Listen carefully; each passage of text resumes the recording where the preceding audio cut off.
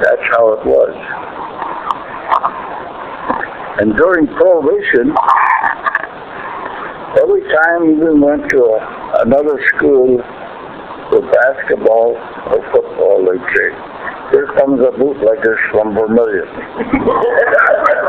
Because the rum runners came in, but they poisoned all the dogs in the north end of town. They took a sea sponge, cut them in 2-inch pieces, fried them in bacon grease, and threw them all over in the north end of town. When the dog digested the juice out of there, that was the end of the dog. Because they didn't want the dogs to bark when they came in. And they had a Coast Guard boat at the pier. One year was a CG-209, the next year was CG-223. And Sickle Babcock lived up in Vermilion Park. Does anybody know where Vermilion Park is? Where? On the East River Road. When you cross the tracks, the nickel plate, which is the N&W today, down in there, and he parked his speedboat. He had a 35-foot speedboat with 2 Spanish squeegee engines in it. And he'd go by the Coast Guard and he said, "Okay, boys, I'm going to Canada and get a load of whiskey." Well, he could go 35 to 50 miles an hour. The Coast Guard could only go about 10 knots an hour. And they had a 1-inch gun on them. He'd go over to Canada and he'd be back in a little over an hour. Go up there, "Okay, boys," go up to Vermilion River Park and unload, and away they go. And they never did catch you. And wherever they went, you talk about Prohibition, that's the worst thing that ever happened to this country. Every drugstore, every grocery store, every hardware store sold malt to make home brew. The hardware sold cappers, they sold caps. And they also sold bungs with a pipe in it so you could make wine that went into a glass and bubble it. And that was the start of the gangsters and the mafia. So we were foolish then to look at the money that was made. We had Eddie and Ernie DePero, they're no relation to Ruth and lived here. They came from Canada and they rented the White Inn. You remember the White Inn? Oh, yeah. So this fellow from Sandusky, he's got a hearse. Took everything out, put a 500-gallon tank in there, put truck springs, truck tires on it, and he stopped in Eddie's when kids were there.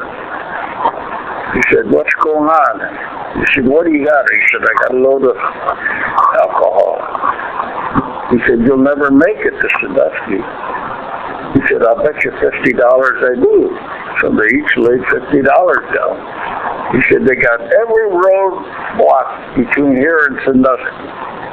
He goes down to the telephone exchange, called the wrecker. The wrecker came down, picked the truck up, and went to Sandusky. He came back the next week and collected his $50. They were ruthless. They were. Us kids were just as bad. Talk about recycling. Every Friday, Mel Becker and I would go from here almost to Douglas Beach and pick up the empty half pints and pipes, bring them home, wash them, sell them back to the bootleggers. We get 10 cents a piece for them. All they had was, because the half pints and the pints are flat, so they could stick it in their pocket. They would monkey with corks and fists. And the home brew bottles, Sayers made a ginger beer in Lorraine, and they had a heavy bottle, and that's what they used to put their beer in after it was cooked. After they put them 10-gallon crock in the hardware store,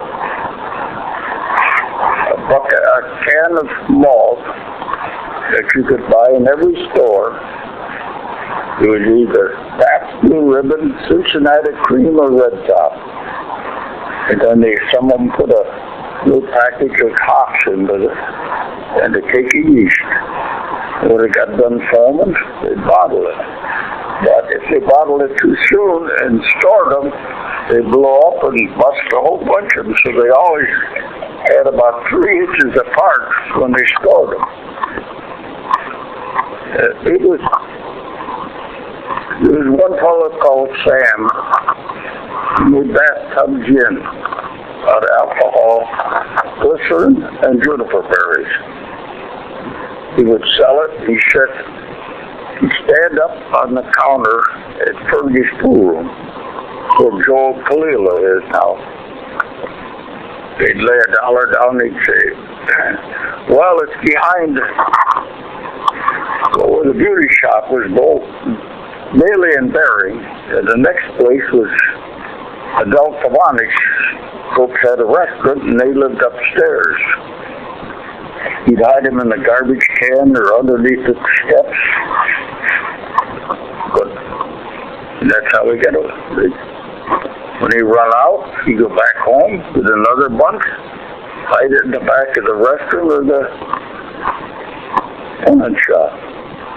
So one day we were setting up pins in the pool room right north of the Khalil's. That's on the same level. The rest is down low. We saw Sam hiding them, so Whit and Cooley and I, we stole them. We took them and sold them for 50 cents a piece.